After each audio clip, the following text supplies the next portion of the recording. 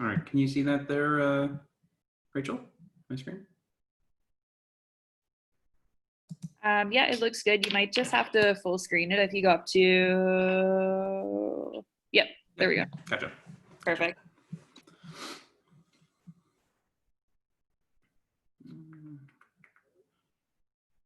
And yeah, you're good to go whenever you're ready. We'll just keep sending in intros through the chat. Sure thing. I just somehow lost my chat box. Don't know where it might have went. That tends to happen when you screen Yeah. share. I'll keep an eye on it. And if you just want to check in every 15 minutes or so, I'll let you know if there's any questions in here. Sure thing, Rachel. I'm also going to send you a link if you wouldn't mind just putting that in chat. Yep, beauty. I would appreciate that. Sounds good. All right. I just sent it off to you there. All right, and we're good to go whenever, Rachel? Yep, all good. Okay. So, hi, everybody. My name is Brody Trainor. We're going to get going while everybody starts to trickle in. For some reason, we're having a little bit of technical difficulties with Zoom. I can't really get chat up on my screen. That's all right. I'm sure if there's questions in chat at any point in time, Rachel will let me know. And of course, we'll try to do a Q&A at the end of the webinar so you guys can kind of get your questions out there. We'll do it with mics. That'll make it easier. But like I said, my name is Brody Trainor. I run Outer Island Media. It's a marketing agency inside Charlottetown with a focus on digital media. And I'm also an in-house specialist at the Startup Zone in search engine optimization as well as advertising consultation. So if this fall you're thinking to yourself, geez, I wish my website would rank a little bit better on Google, maybe top rank on Google. Or maybe you have a campaign coming up for Christmas, an advertising campaign, and you want to bounce some of it off of an expert, feel free to reach out to me either directly or through any of the Startup Zone staff. They can kind of get you to me.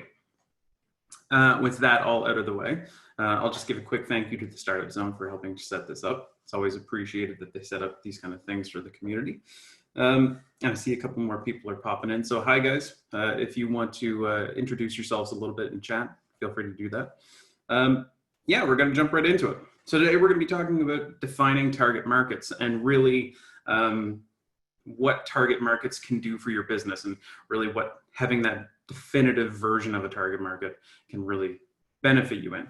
It's a pretty extensive thing. The front half of this presentation might seem a little bit information heavy, but the latter half of it is going to be taking that information and putting it into practical form. So yes, Rachel. Sorry, I just have a little thing before we get started. Sure if you want to make me the host again so I can let folks in, you should just have to press the 3 little dots by my picture. You'll still be able to screen share. You just have to make me the host so I can let people in. Gotcha. A little setting. There you go, I think. Perfect. Yep, you got it. Thank you. And I got my chat box back. All right. Okay, so we'll jump on into things. Really quick, can anybody in chat tell me what your definition of a target market is? It doesn't have to be perfect. I'm not looking for a super accurate answer. And while you guys do that, while you guys have a minute or so to kind of type out or gather your thoughts on what you think a target market is, I'm going to explain a business that we're going to be using as an example a little bit later on in the workshop. So the business is Maritime Madness. It is a, I might as well switch to this next slide first. It's a hot sauce company based in Prince Edward Island. It's located in Montague. It has a storefront there, as well as having products in Sobeys and other supermarkets around Atlantic Canada, as well as being in little gift shops across the island, kind of anywhere that you can buy islandy things, you can purchase their products. They also have an online store as well. This is a business that we're going to be talking about a little bit. The facts about the business don't really matter. And I'm bringing this up now so that when we get to that portion of the presentation, you can kind of think of your own business as opposed to like every detail about this business. You can kind of think about how your business relates to any of the ideas that we're floating around, and hopefully you'll get a little bit more out of it. Adam Starr says, the customers you seek to serve, the people who need a solution to the problem you're trying to solve. That's a pretty good definition. I don't think I could put it better myself, honestly. There's some other good ones in there, but we'll move on quickly so we all are on the same page. This is the definition of a target market. It is a particular group of consumers at which a product or service is aimed. Now, it says a product or service, and it can be pretty easy to just think it stops there. That, you know, you're just trying to sell this product to the person, but there's a lot more to it. You know, the target market affects a lot of other things. It affects, you know, what kind of content you're creating for social media. It dictates what kind of advertising campaigns you're doing. It dictates, you know, what kind of text you're using. It says so much about everything that you do. So it's really important to get this information accurate. And I know for some people in chat, you might be thinking, oh, I know what a target market is. What is the point of this presentation? I know what my target market is. Well, I would like to kind of challenge you a little bit with a question of, are you sure? Because there's something in humans, it's an innate function that we kind of go through, and it's something called confirmation bias. So basically what that means is we seek out information that validates what we think, or it proves our already created theories. And this is something that happens quite a bit when businesses, young businesses in particular, are going through the process of creating their target market. You'll have an entrepreneur who has been in an industry for a long time, creates a business based on an idea that they had out of it, and they think just because they were in the industry, they have all of the information to get an accurate target market. And granted, you might, but it's always best to kind of double check these things, because at the end of the day, making sure that you have an accurate portrayal of your target market is going to affect your bottom line with your business. And as we all know, as entrepreneurs, we would love more money.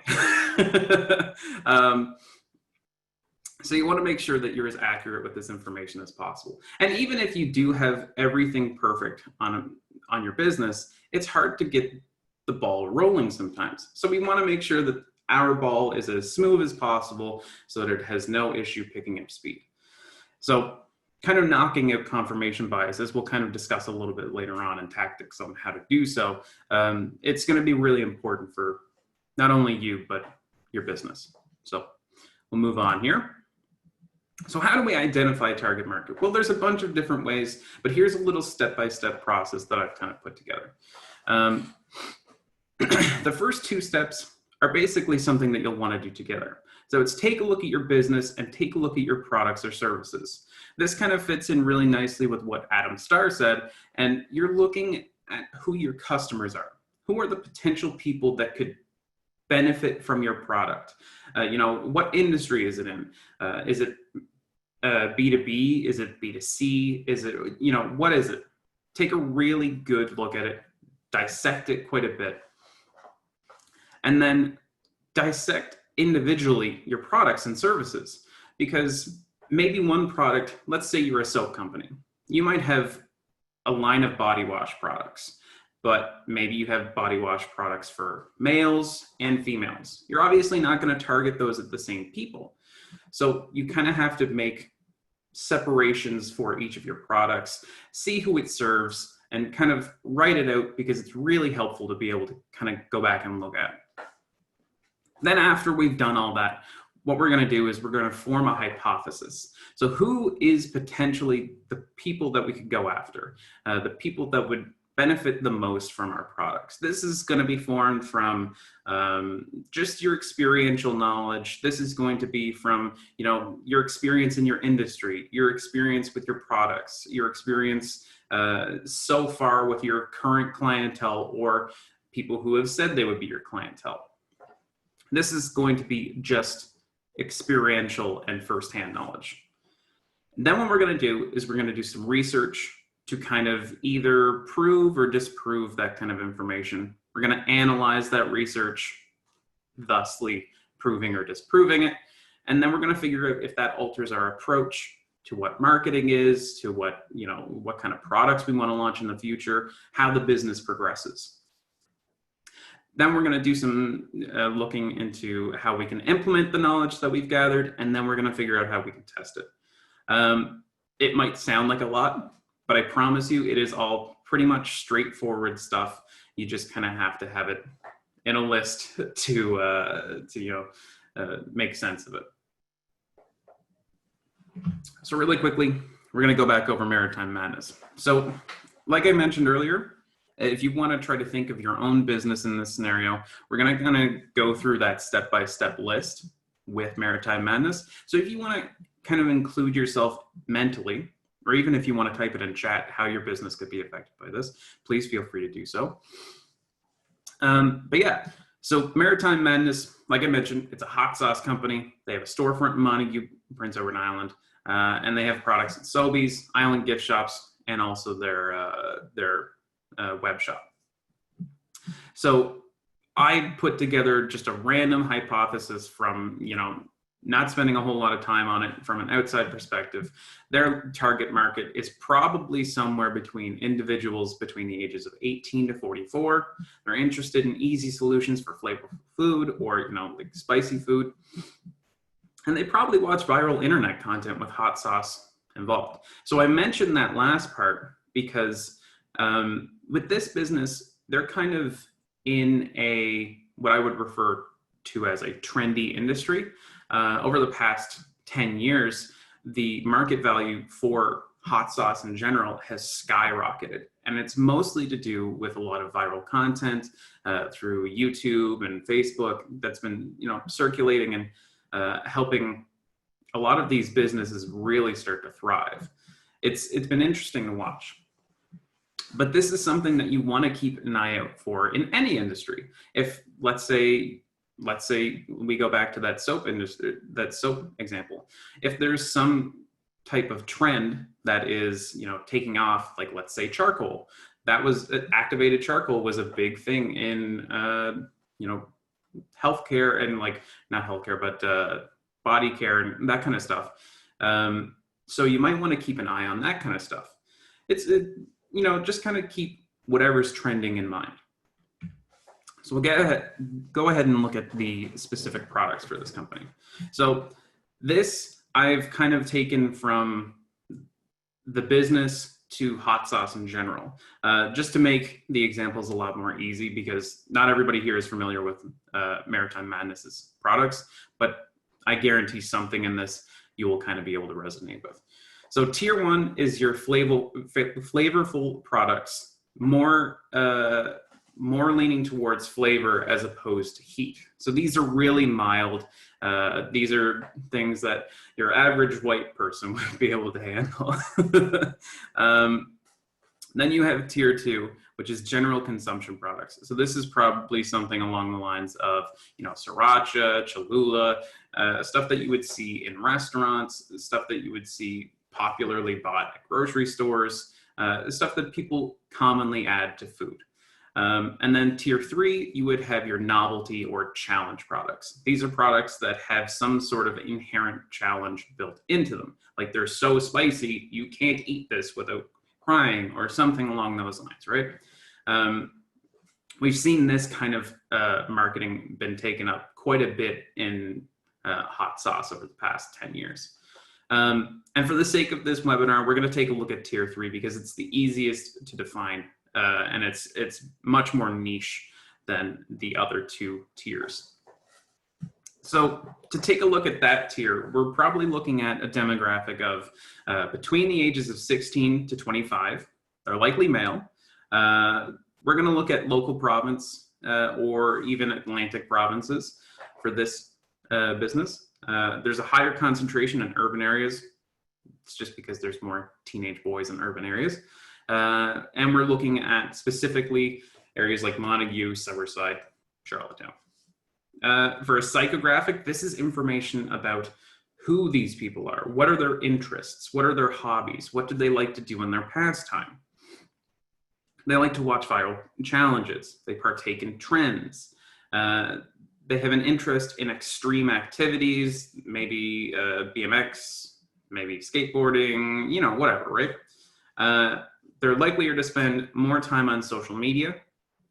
If they're partaking in trends, they're probably pretty in the know. And they're likely in college, university, or high school. So that gives us an idea of who these people are.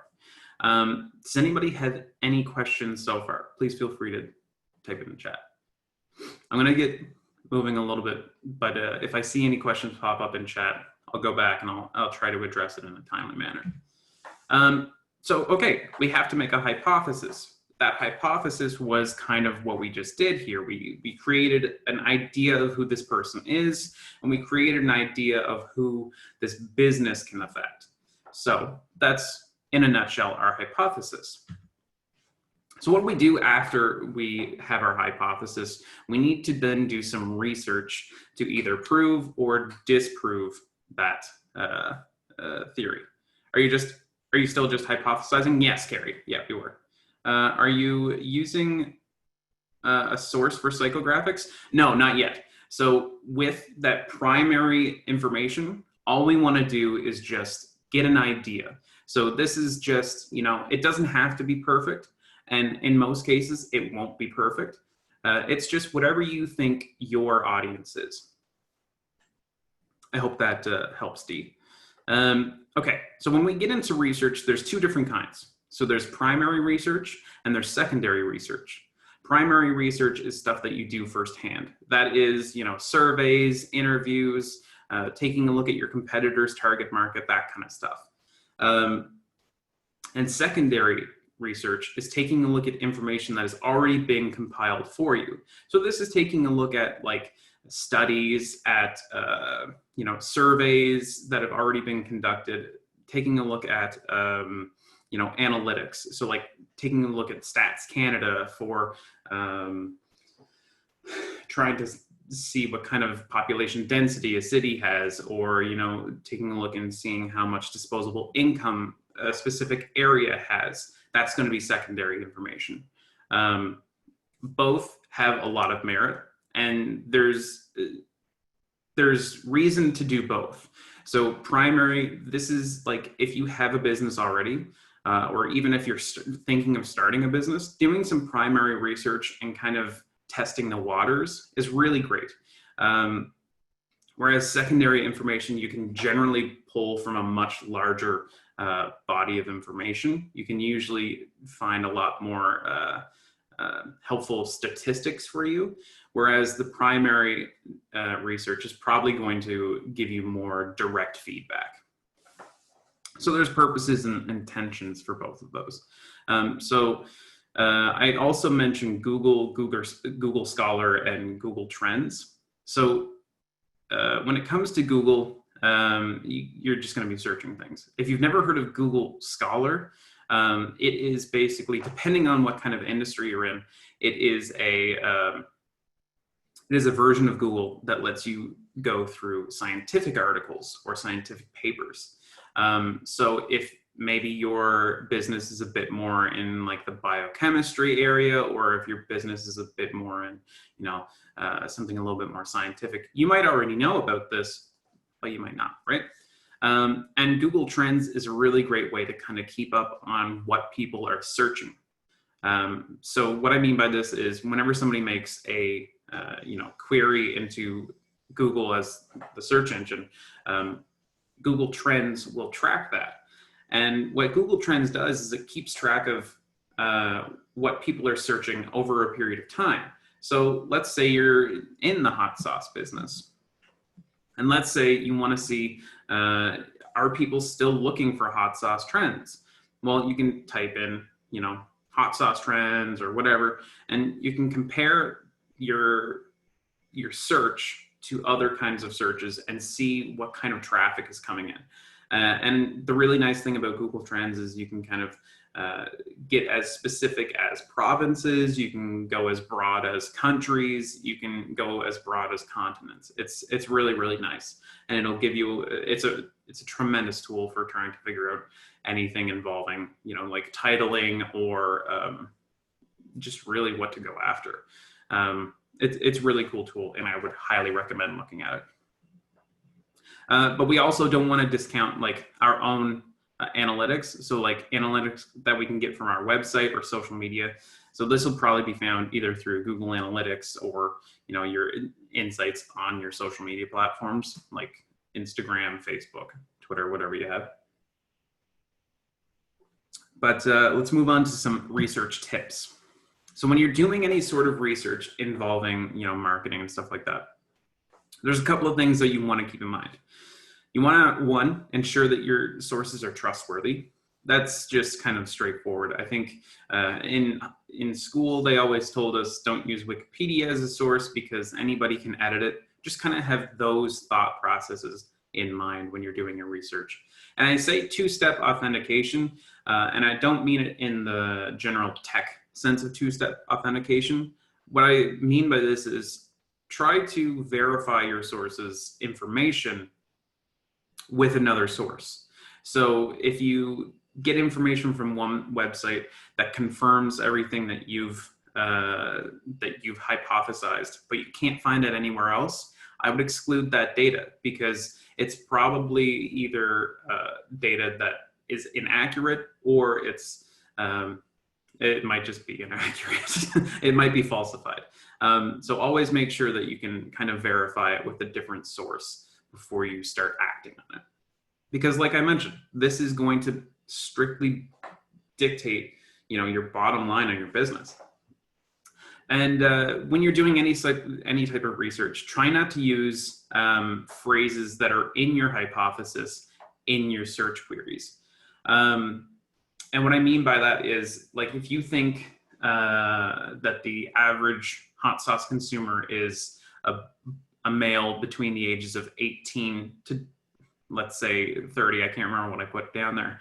If you think that's their age, I wouldn't say, is the average hot sauce consumer male between blah, blah, blah, blah, blah. I would say, who is the average hot sauce consumer? That way you get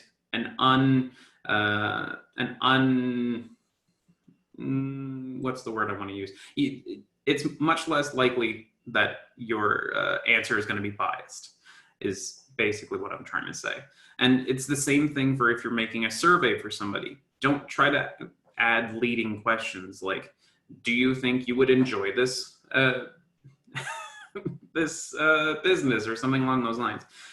Ask open-ended questions that people in surveys can answer, and you can get more information out of them. So that one's a little bit nebulous, but it makes a lot more sense case by case.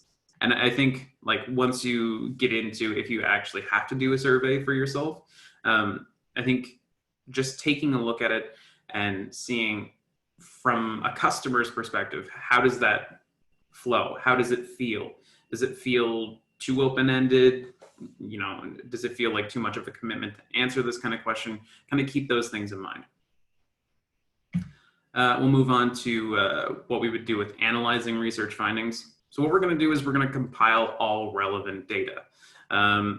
This is including the information that we gathered for our hypothesis. So this is kind of taking the information that we put together way, way earlier back, taking a look at the industry, the products, the services, and then comparing it to what we have found through our various research methods. So comparing it to our StatsCan statistics, comparing it to what we have on our website, comparing all that kind of stuff. Because, like, at the end of the day, your experiential knowledge for your business is important because, you're seeing your customers or you're interacting with your customers. So you have an idea yourself. You're an authority in this situation, but you want to make sure that you're balancing that authority with factual information, right? So after you've kind of done that, you have to ask yourself a couple of questions. Do your findings objectively make sense? This is where your authority kind of comes in.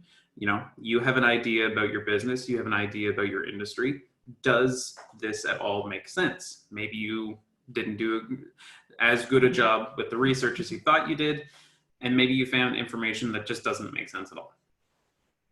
That happens. Don't get stressed out if that happens. It's just, you know, you got to go back in.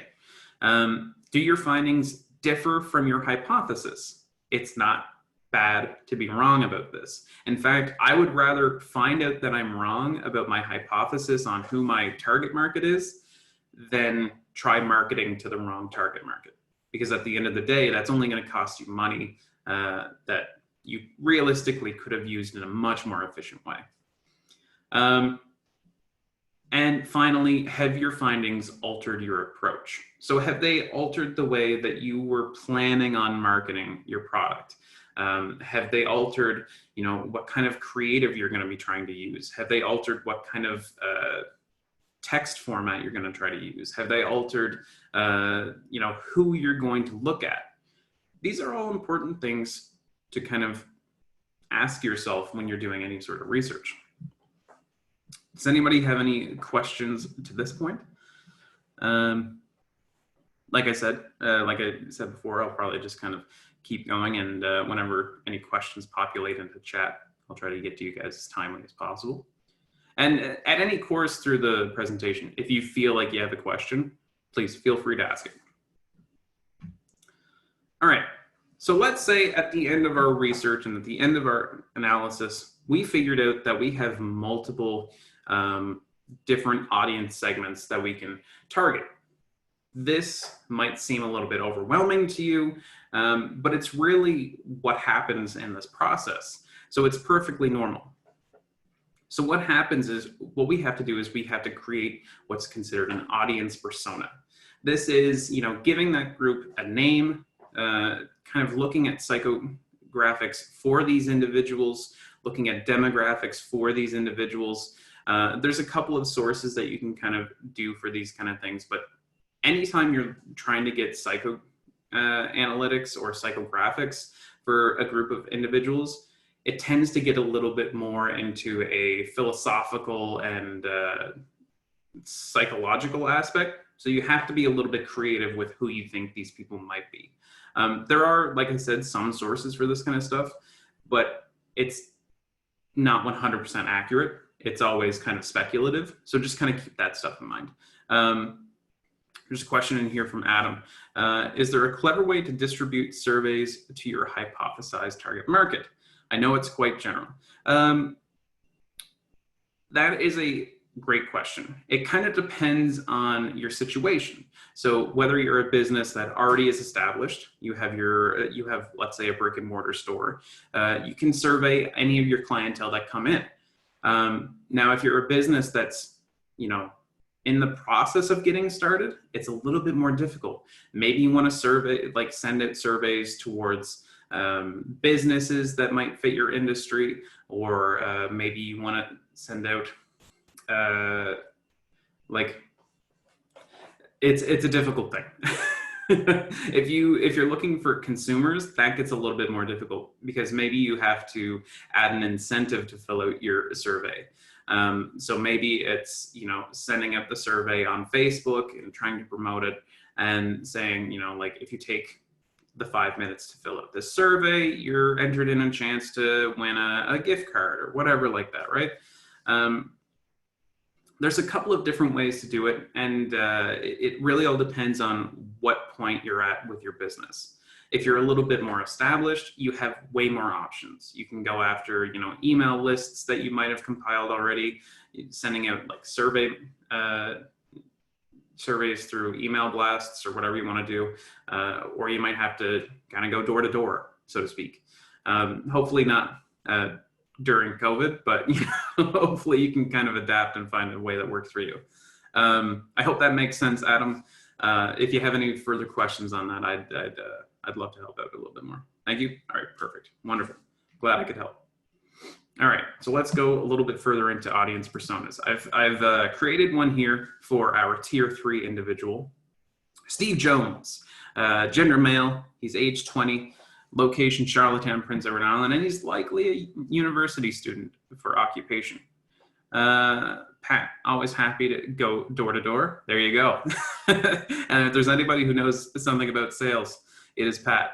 All right, motivations. Steve is determined to gain popularity on social media and widening his social circle. He's noticed an increase in trends online of more and more popular YouTubers eating spicy foods and going viral.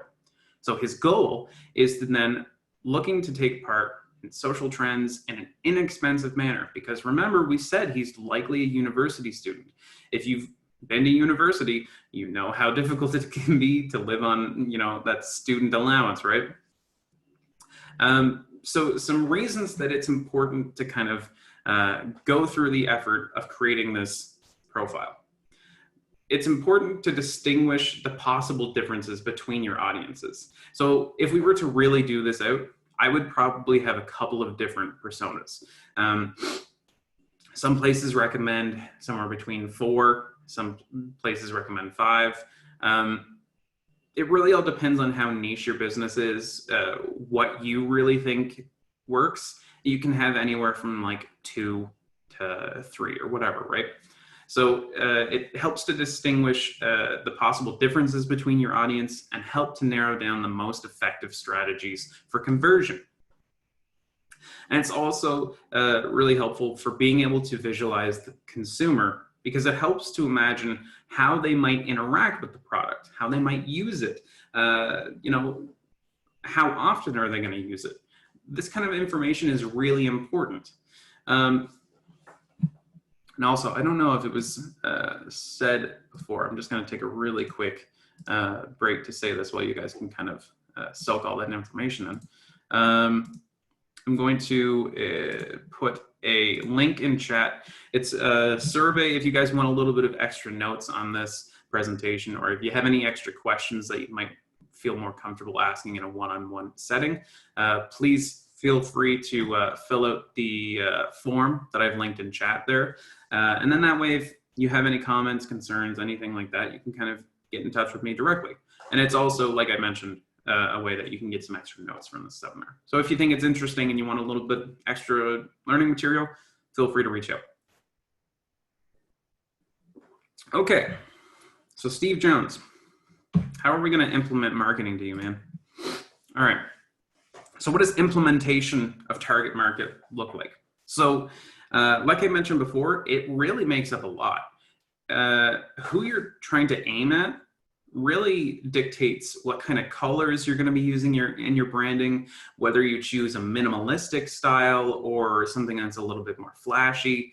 It dictates what kind of content you're going to be creating. So what kind of color style do you need to go with?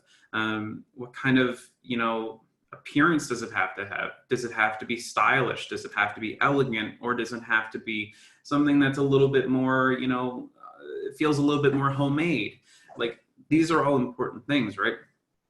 And then even picking platforms. Like, let's say your audience is really young. Maybe you might not look towards targeting through Facebook or something like that, because Facebook's average user tends to be a little bit older. They tend to be somewhere between the age of 37 to somewhere in their 50s.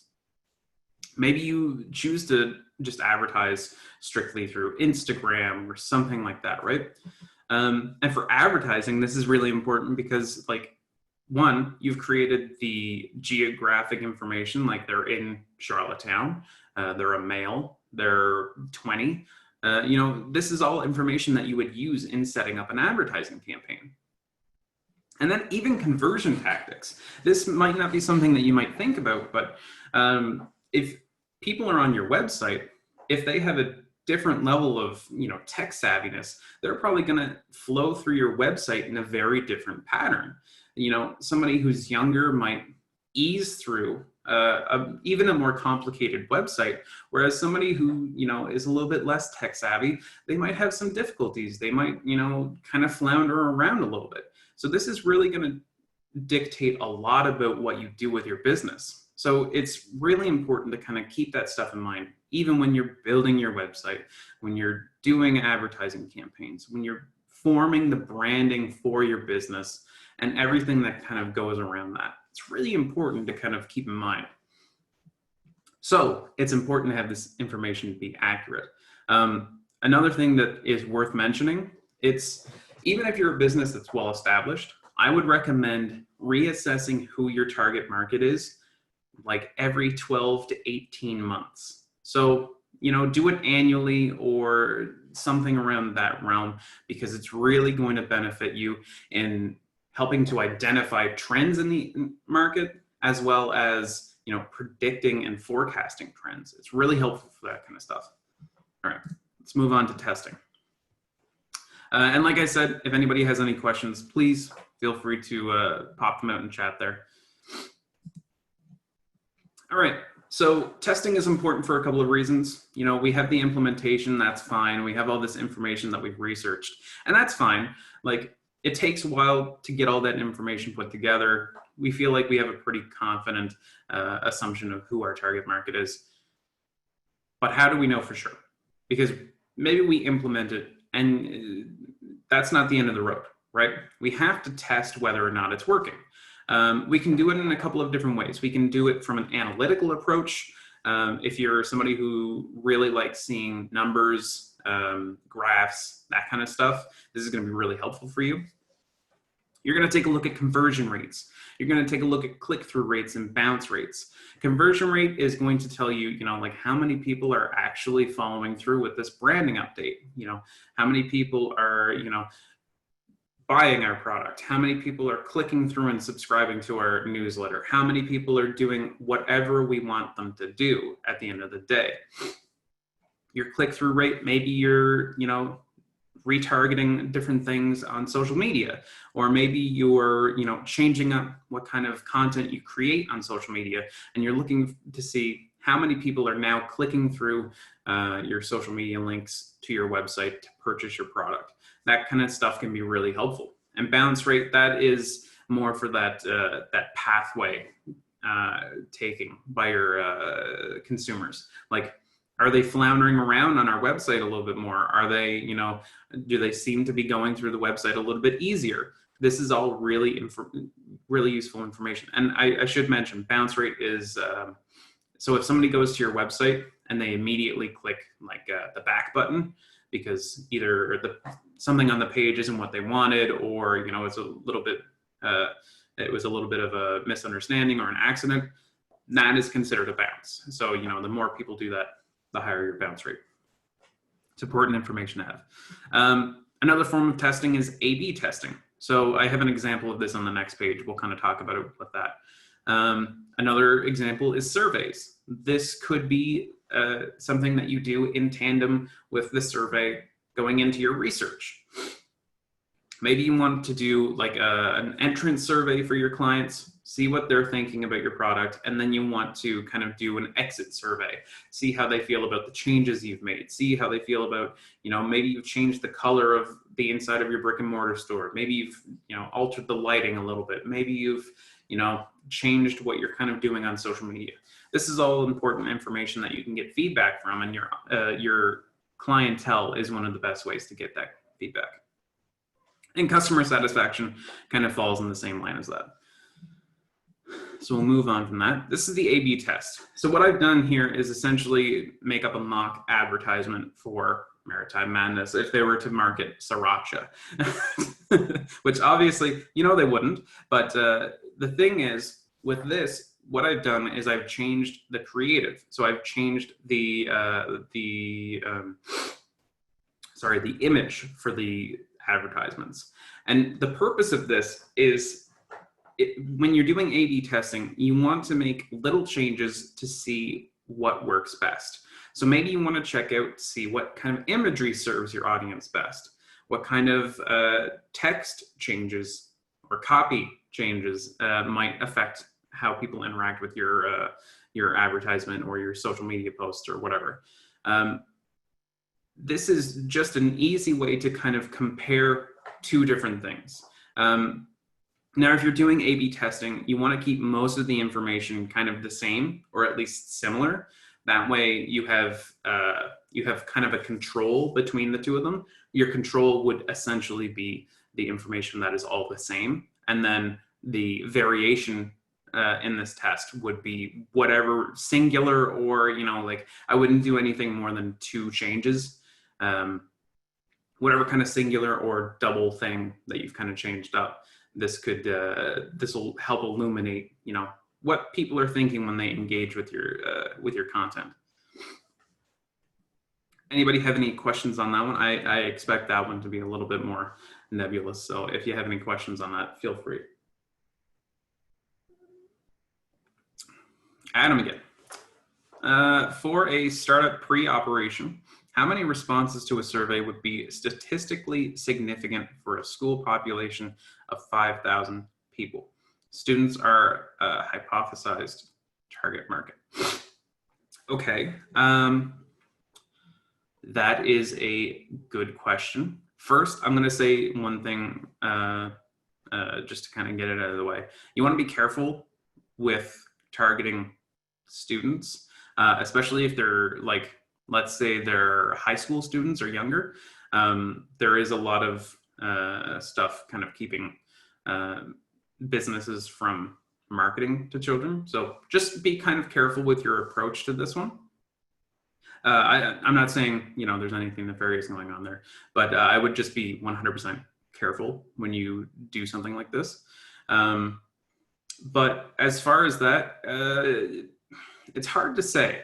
You want something that's a little bit scalable, but of course, at the same time, you can't expect to have, hundreds of replies in this instance. Okay, university students, that is much safer. That's good. Okay. So in that situation, what I would probably do is offer an incentive. If you offer an incentive to fill out the survey, you're probably likelier to have a higher fill out rate. But with this sort of thing, especially if you're not like a well-known brand or something like that, I wouldn't expect like an incredibly high turnout. But whatever information that you can get, there is use in it. Just kind of be sure that you back that information up. Like if you see a trend in your information that you get from the survey, make sure that you back it up with some other information. So like if you find some sort of trend that you think you could also confirm through Stats Canada, that would be beneficial. Or if, like even setting up your survey so you could find statistics that would support it, I think that would be beneficial. Just don't, like I mentioned earlier, don't do any leading questions. Just kind of form your survey around the information that you can kind of either find information on or, quantify. There's no real number that you're going to be looking for. It's just, hope you get as much as possible. I would say you might look at something around, like single digits for conversion on this, like say single digits of percentile. So you might get somewhere between, you might maybe get 50 people. Because when you think about surveys in general, there's a lot of people that just kind of skip them anyways. It's a hard thing to kind of get momentum with, but it's really useful information either way. So I hope that helps, Adam. And that's pretty much it for me. If you guys have any extra questions or additional questions, you can, if you don't want to ask them right now, feel free to contact me at brodytrainor@media.com.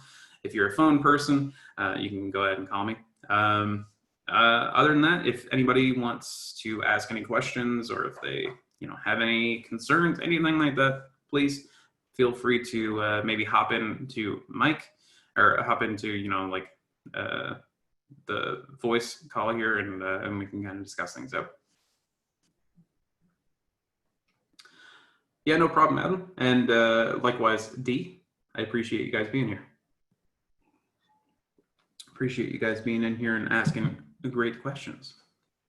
Louise Campbell, thank you for being here as well. And Sherry, you too. Doesn't seem we have a whole lot of questions, so thank you guys for being here, and thank you guys for taking some time out of your day to come listen to me. I hope you guys got something out of the presentation. And as I said before, I'm going to put the form in chat there again. If you have any questions that maybe you want to ask a little bit more directly, feel free to do so through the, oh, I have a question there as well, but feel free to, ask the questions in the form. And if you want a little bit more information about, how to accurately get your target market set up, I'll send some information at the start of the next week. So D says, do you have access to third-party research like media measurement bureaus? So what exactly do you mean by media measurement bureaus? So like, what exactly are you looking for? I'll give you some time to define that for me.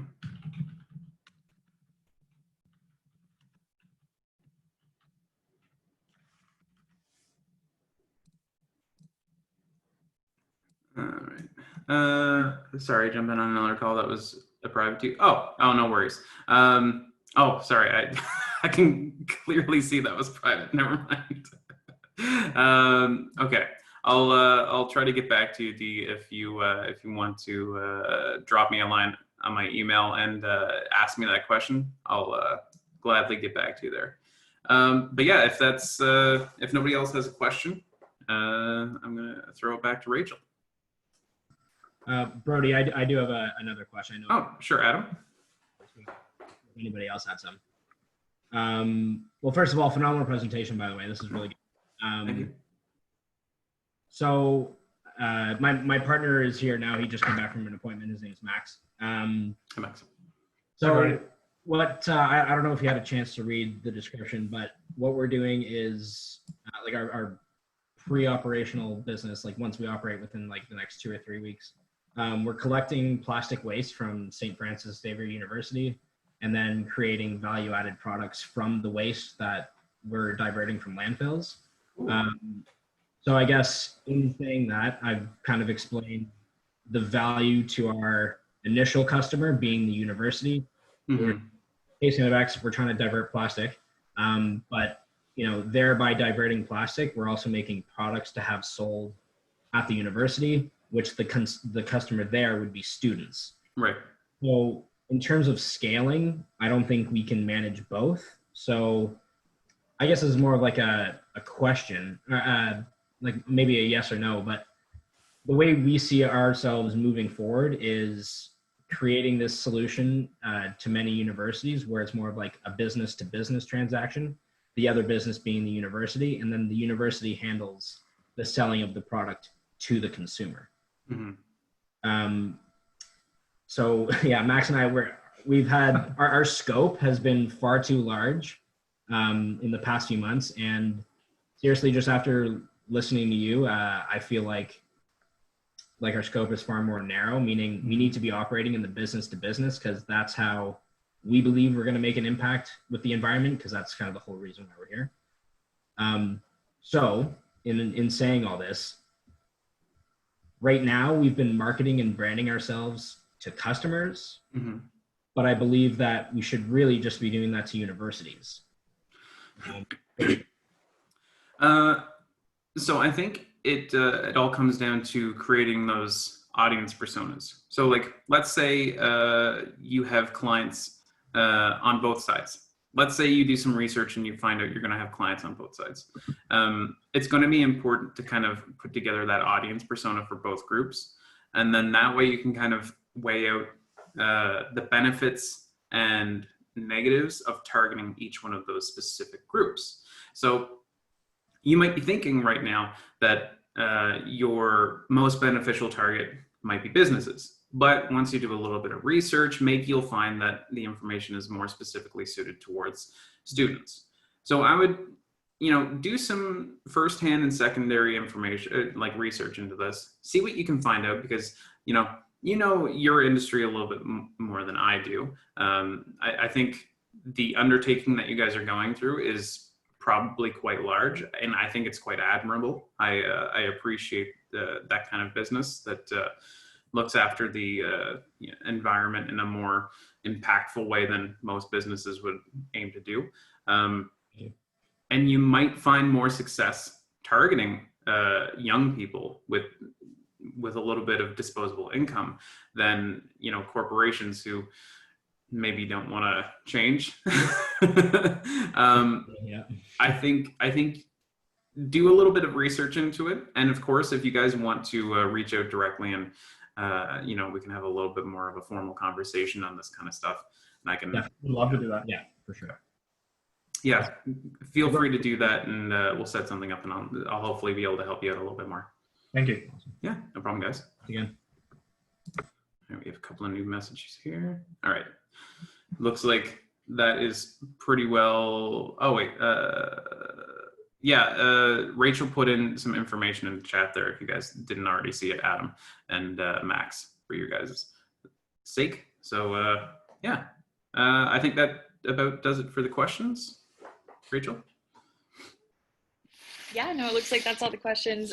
So Brody's contact info is there if anyone wants to get in touch with him down the road. Same with Startup Zone. You can reach out to us pretty easily through our website. Just hit contact, and our info and our phone numbers there. But yeah, thanks a lot, Brody, for coming out and for this session today. It was awesome. All right, I'm glad everybody seemed to enjoy it. Awesome. Thanks a lot. And we'll be sending out a survey from our end after this too.